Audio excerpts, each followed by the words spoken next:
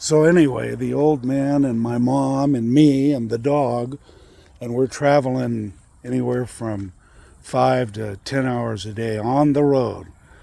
My old man was not a tourist. He wanted to get from point A to point B.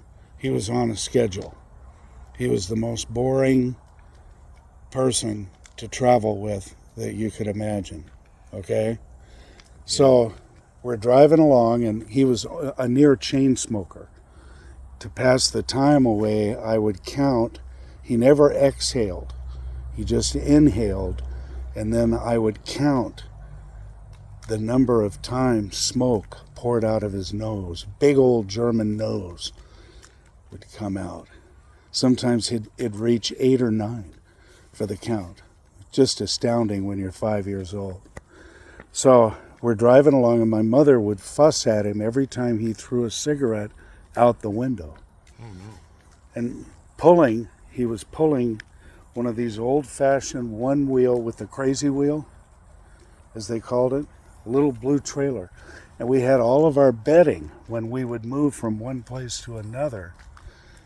He'd bring all the beds and the sheets and the pillows and all of that, and then cover them up over a tarp. So we're driving along, and my mother barks out, and she goes, "Al, I'm smelling smoke. Where's the smoke coming from? Is there a fire? Is there a fire?"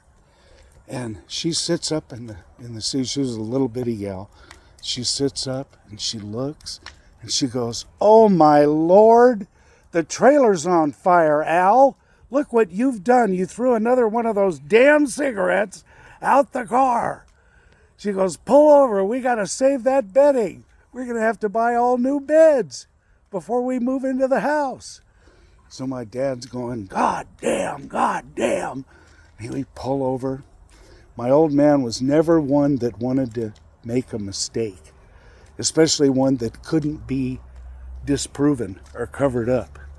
So we pull over, and that trailer is just going up like a torch, like a tinderbox.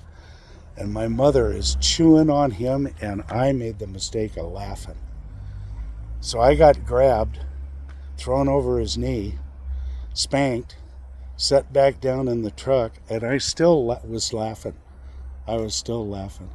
And the old man is there shaking his head, and he looks at my mom, and he goes, "Lee Earl, there's not a damn thing we can do." And my mother said, "No shit."